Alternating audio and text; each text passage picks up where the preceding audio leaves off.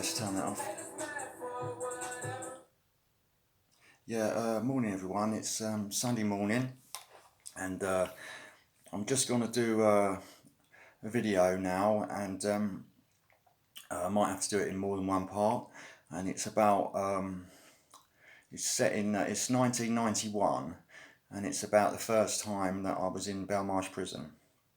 And I just want to say, in another video that I've done, I read in the comment section someone was saying you weren't in Belmarsh in 1991, and I was thinking to myself, some of these people are crazy. How, I should know. It's my life and my memories. I'm pretty sure I was there in 1991, and I remember it well. So whoever that was, you must be bloody mad. But let's get on with the story. So I want to give you a bit of background first of how I ended up in Belmarsh, because I was only just 21, so and it's a long time ago. That's like over 30 years ago, 32 years ago. So what it was, basically, I was at Magistrates Court, Tower Bridge Magistrates, and you used to get remanded there. You'd end up going to Belmarsh, and it had just been built. I think it was opened in 1990, I think.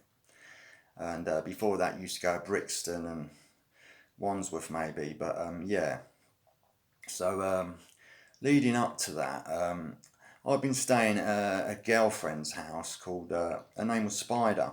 She was like a little punk girl from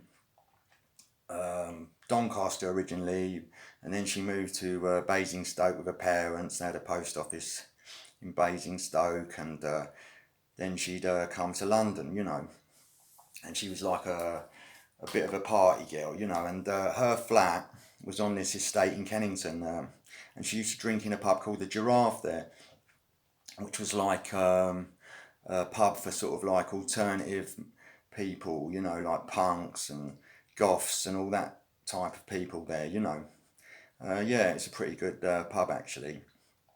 And so I'd been staying at her flat, and I'd come over from Sutton. I was living in a bed and breakfast in Sutton, in Cedar Road in Sutton back then, and I'd driven over in my car. I had some old banger, Austin Allegro it was, like a beige yellow coloured Austin Allegro. And so I was staying at her house for a couple of nights, and she said to me, look Sean, can you sort something out for me? Could you get me some brown? And I went, yeah, of course I can. I'll sort that out for you, how much you want and all that. And I think she wanted like a couple of £100 worth or something like that, She's given me the money, and I said, all right, I shouldn't be too long. I'll be about an hour or so. I've got to drive over to Pepys Estate in Deptford there to get it. And she said, all right, yeah, fair enough. She said, by the way, can my mate come with you, Shane? And her mate, Shane, I didn't know him, but I think he was living somewhere in Brixton, but he was visiting her, and he was from Southern Ireland, Limerick. I'm pretty sure he was from Limerick, but I won't say his second name. But this Shane said, can he go with you, because he's going to want something as well and that. And I said to him, yeah, what do you want and all that, and she's gone, yeah, he's gone, I don't know yet, and all this sort of stuff. And basically what he was coming for is because she didn't really trust me to be left alone, go on my own with her money, basically she was sending him because she thought there might be a chance that I might not come back with her dough, so so I said, yeah, he can come. So we've left the flat, got the money, got in my car, and he's got in the passenger seat in the front, and we've driven over towards Deptford there, and I'm thinking, I know where I'm going. I'm going to see my friend Lowell, who lives on the Pepys Estate there in a flat on the foreshore there, it's called, right on the river, literally. And nice guy. I wasn't going to buy any gear off him. I was just going to see him to see who might have the best gear and where to go and get it, maybe, just a quick sort of like a call really to find out that. So yeah, basically we've got to Pepys Estate, and I'm driving through Pepys Estate. I've come off Grove Street there, and I'm going up. I can't remember the name of the road that leads up to right up to the river there. And just as I'm turning up there to go up to the foreshore there, all police have sort of come out of both ends of the road there. There's all garages down this road, and there's flats above it. I can't remember what it's called, but it's it's the last road that runs across before you get to the River Thames there. So yeah, I'm on that road waiting to turn a left and go up to foreshore, but basically a car's come out behind me, and it's a old bill car, a police car, and another one's come in front of me, and they basically blocked me off. And all the police have jumped out and started giving it all get out of the car and all this stuff, yeah.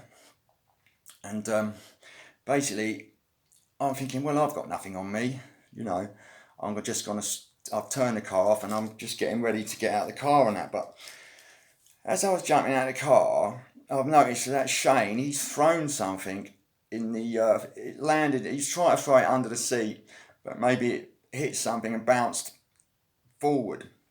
It was like a little girl's purse, like a little kid's purse. It was like pink and blue material with a little zip on it. And he's thrown that, and I've seen it out the corner of my eye, landing in the passenger footwell there, just as I'm getting out of the driver's side. So I've got out of the driver's side, and all the old Bill were there shouting whatever, this, that and the other, and they've got hold of me, and they're saying, right, we're going to search you now and all that. And they're doing the same with him. But, yeah, they're searching me and all that, and they're not finding anything, obviously, apart from the cash that Spider Girl had given me, So, yeah, then they start searching through the car. I mean, they are sort of searching him and talking to him, but I can't really hear what they're saying. They sort of half pulled him around the corner a bit further away. And there's this ginger one, Halliday, I think his name was. Halliday or Holiday, this ginger copper from Ladywell Police Station.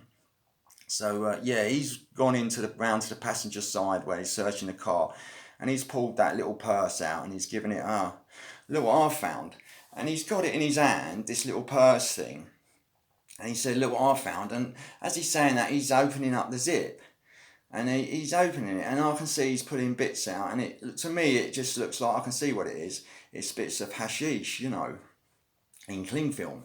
Because he's only, I'm on by the passenger driver's side. And he's only at the passenger side. So I can see it quite clearly. Right? And as he's doing that, he said, look what I've got here. Look what we've got here. Look what we found in your pocket. But also, as he's doing that, he's pulling out a bit of cardboard, it looks like. But I know exactly what it is. It's like a bit of blotting paper, about 10 centimetres by 10 centimetres square blotting paper. And I know I can see them, what they are. They're purple acid, LSD trips. And like I say, he's got the puff there as well. And he said, look what we found in your pocket. And I think to myself, what? You never found that in my pocket. What are you on about? Do you know what I mean? And then he's saying, yeah, well, we're nicking you and all that. Didn't read me no rights and all that, He says, you're going down the station and all that, And at this time, that Shane guy that was with me, he's sort of gone off, and they put him in a van and he's gone away quickly. And then another van's come for me and they put me in the meat wagon.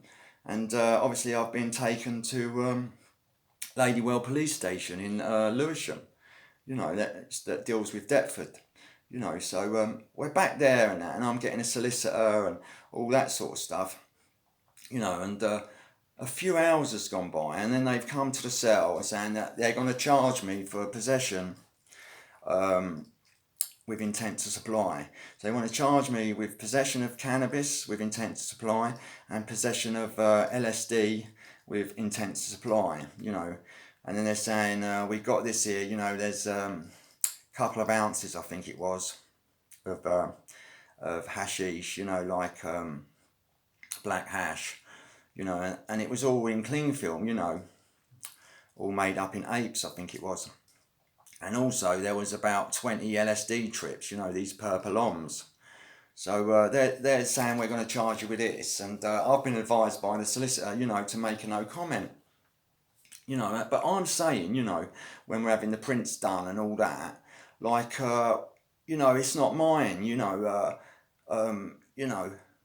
where's the other guy that I got nicked with? I haven't said who it was or mentioned any names or anything like that. They said, no, he's gone, he's been released.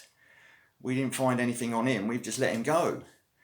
Because at the time I didn't even know this guy's second name, I just knew him as Shane and that was it, He was just an acquaintance of this girl Spider that I knew. So basically, I'm getting charged for it, and it's not even mine. And they know it's not mine and all that, but that's pretty much what it was like back in them days. If they wanted to nick you for something, they would, whether you'd done it or not, you know. So basically, I went back to the cell and they said, yeah, it was caught in the morning, So I was in the cells overnight, and then in the morning, the sweatbox came, and took me to Tower Bridge magistrates and that. And I'm thinking to myself, yeah, well, when I explain to the magistrates and the solicitor does, he's saying we'll get bail and all that, And I'm at Tower Bridge magistrates, and the solicitor's trying to get bail for me and that, because I have got an address. I'm living in a bed and breakfast in Sutton, and I'm thinking I'll get bail, it's not a lot. But basically what happened was I got remanded in custody. They wouldn't let me have bail and that. And I was remanded for possession of LSD with intent to supply and possession of cannabis with intent to supply. Because I had been done for possession of LSD before, just possession. So that, that didn't help matters that I had a previous charge for LSD. So I was remanded to Belmarsh Prison. And, I'd never been there before, and this was a new prison. So I had been to prison before, so yeah. Guys, I've just realised I'm 12 minutes in. I'm going to have to do the rest of this in a part two. So basically, yeah, I'll pick it up from... I've just left Tower Bridge Magistrates and we're in the sweatbox on the way to Belmarsh Prison for my first time in Belmarsh Prison. All right, and I'll continue with this another time, guys. And thanks a lot for watching. Bye.